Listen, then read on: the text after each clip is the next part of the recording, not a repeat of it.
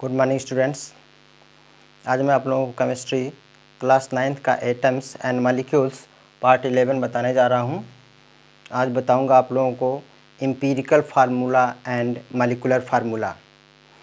तो वीडियो पूरा देखिएगा, लाइक करिएगा, शेयर करिएगा। अगर वीडियो पहली बार देख रहे हैं तो सब्सक्राइब ज़रूर करिएगा। तो देखिए एम्पिरिकल फार्मूला क्या होता है। एम्पिरिकल फार्मूला निकालने के बाद हम लोग मॉलिक्यूलर फार्मूला निकालते हैं। आज हम आप लोगों को बताएंगे एक साथ एम्पिरिकल फार्मूला और मॉलिक्यूलर फार्मूला निकालना एक साथ कैसे निकालेंगे। एम्पिरिकल फार्मूला है क्या? Empirical formula in which atoms of different element are present in simple ratio. Atoms of different element are present in simple ratio in the compound. तो simple ratio में present होते हैं जो एलिमेंट, जैसे CH2O is the empirical formula of C6H12O6। अब ये C6H12O6 molecular formula है और इसमें इसका एम्पिरिकल फार्मूला CH2O होगा, क्योंकि यह सिंपल कार्बन, हाइड्रोजन और ऑक्सीजन का यह सिंपल रेशियो है। तो अगर हम इसमें 6 से मल्टीप्लाई कर दें तो ये मॉलिक्यूलर फार्मूला बन जाएगा C6H12O6। तो एम्पिरिकल फार्मूला एक रेशियो होता है एलिमेंट का, और जो मॉलिक्यूलर फार्मूला होता है वह एग्जैक्ट नंबर ऑफ एटम होता है।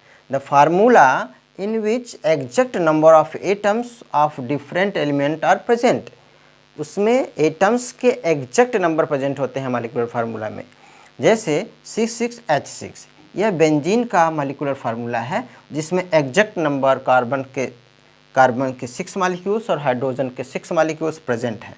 अगर हम इनका एम्पिरिकल फार्मूला निकालना चाहें तो इनका एम्पिरिकल फार्मूला CH हो जाएगा, और एम्पिरिकल फार्मूला में अगर हम 6 से मल्टीप्लाई कर दें तो यह हो जाता है मॉलिक्यूलर फार्मूला। तो हम आज कैलकुलेट करते हैं। क्वेश्चन है glucose has the relative molecular mass 180। Glucose का रिलेटिव मॉलिक्यूलर मास 180 दिया है, और इसमें दिया 40% कार्बन, 6.66% हाइड्रोजन एंड 53.34% ऑक्सीजन, और कैलकुलेट करना है molecular formula. Molecular formula calculate करने से पहले हमें एम्पिरिकल फार्मूला निकालना होगा, और एम्पिरिकल फार्मूला निकालने के लिए हमें कंपाउंड के एलिमेंट का परसेंटेज मालूम होना बहुत ज़रूरी है।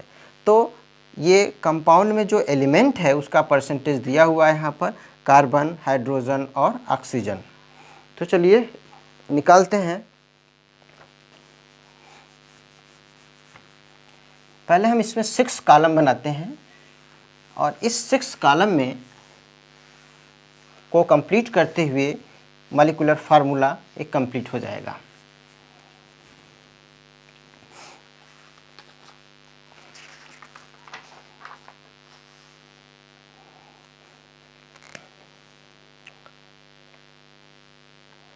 फर्स्ट कॉलम में एलिमेंट रहेगा,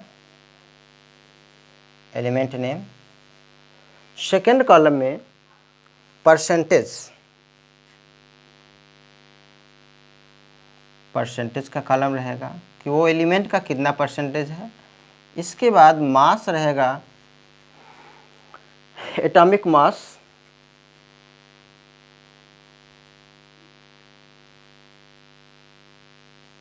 एटॉमिक मास के बाद आता है रिलेटिव नंबर ऑफ एटम।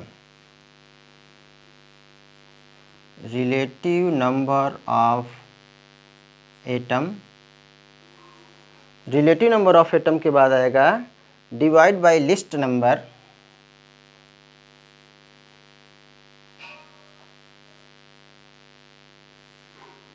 और इसके बाद आएगा सिंपल रेशियो।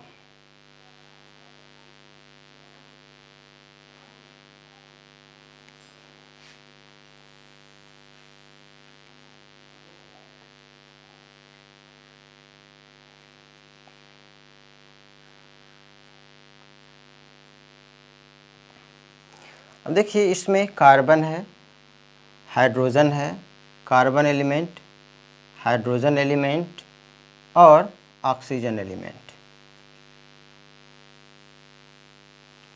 कार्बन,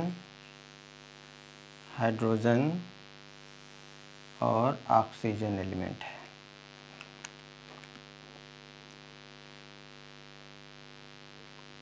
अब कार्बन का परसेंटेज राइट करते हैं, कितना है।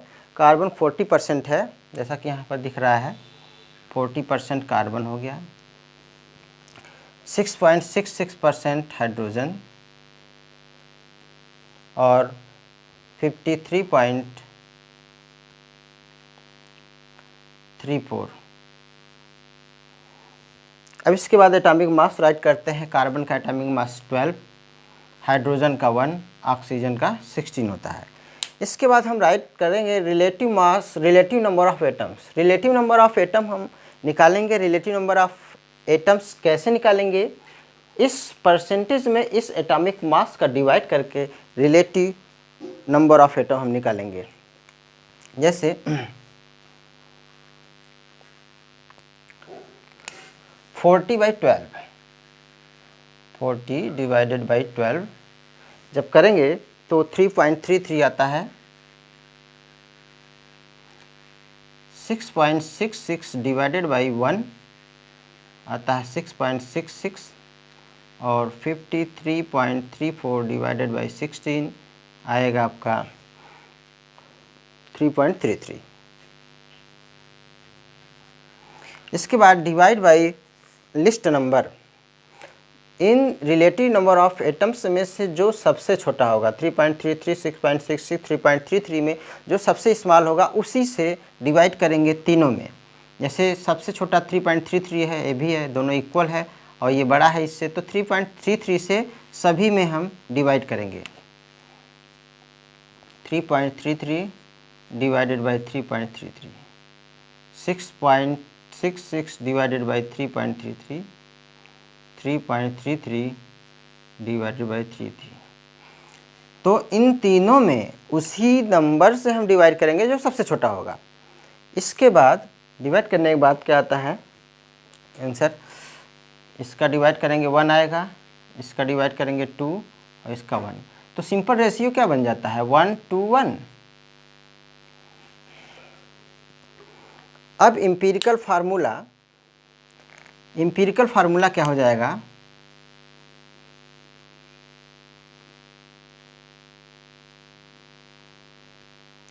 C1H2O1। 1 राइट नहीं करते इसलिए इसका CH2O हो जाएगा। एम्पिरिकल फार्मूला आ गया। अब एम्पिरिकल फार्मूला से हम निकालेंगे मॉलिक्यूलर फार्मूला, लेकिन सबसे पहले हम निकाल लेते हैं empirical formula mass.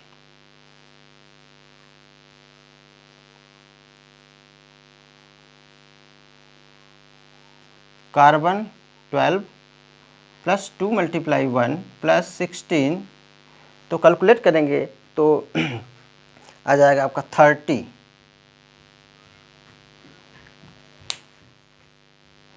Empirical formula mass 30 आ गया।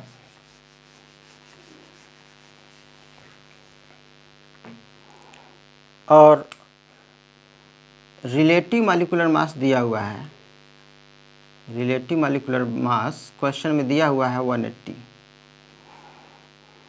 दो चीज़ें मालूम हो गई, रिलेटिव मॉलिक्यूलर मास और एम्पिरिकल फार्मूला। अब हम निकालते हैं n।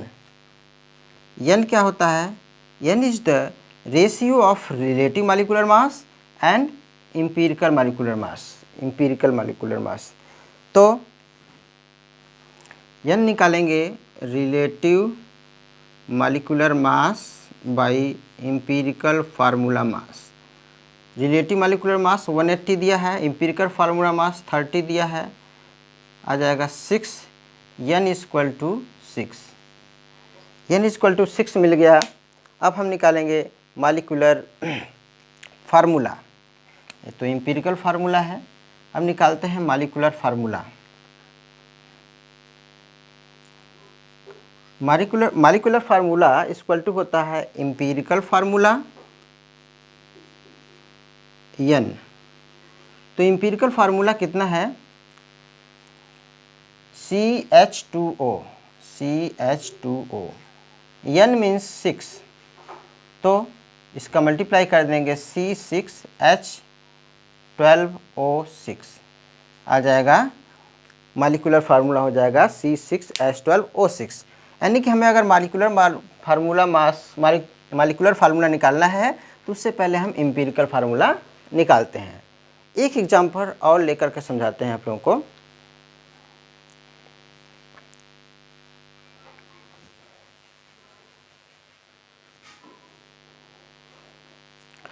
देखिए दूसरा क्वेश्चन है, question number 2। An analysis of compound gave 5.9% of hydrogen and 94.1% of oxygen. 94.1% of oxygen. Hydrogen का परसेंट दिया 5.9, 94.1 ऑक्सीजन का दिया हुआ है। रिलेटिव मालिकुलर मास दिया है 34। फाइंड करना है empirical formula and molecular formula, दोनों हमें फाइंड करना है। तो सबसे पहले हमें ये 6 कॉलम बनाते हैं और 6 कॉलम में एलिमेंट का नाम राइट करते हैं।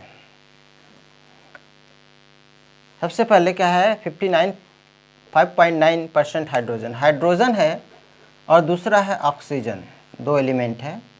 इनका परसेंटेज है 5.9 हाइड्रोजन का और ऑक्सीजन का परसेंटेज दिया है 94.1। एटॉमिक मास हाइड्रोजन का 1 और ऑक्सीजन का 16।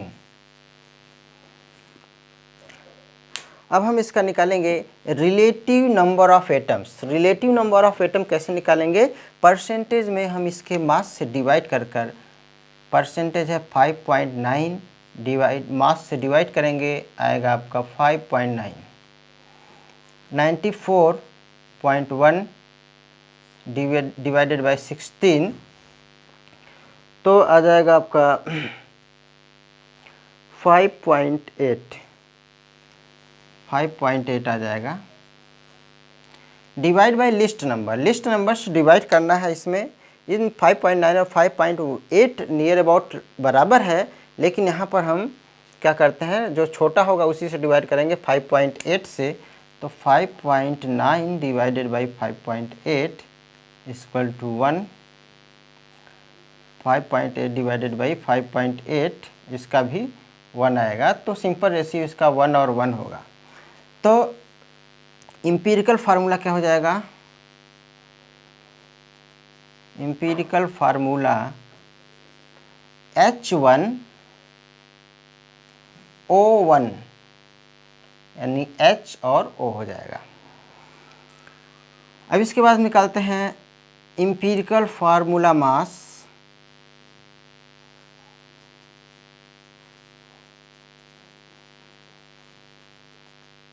हाइड्रोजन का मास 1, ऑक्सीजन का मास 16 यानी कि 17 हो जाएगा empirical formula mass. Empirical formula mass के बाद हमें निकालना है मॉलिक्यूलर फार्मूला, और मॉलिक्यूलर फार्मूला निकालने से पहले हम निकालेंगे n, ratio of relative molecular mass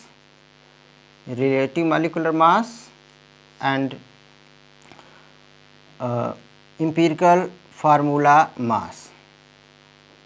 relative molecular mass question में दिया हुआ है और वो है आपका 34 है, क्वेश्चन में दिया था 34।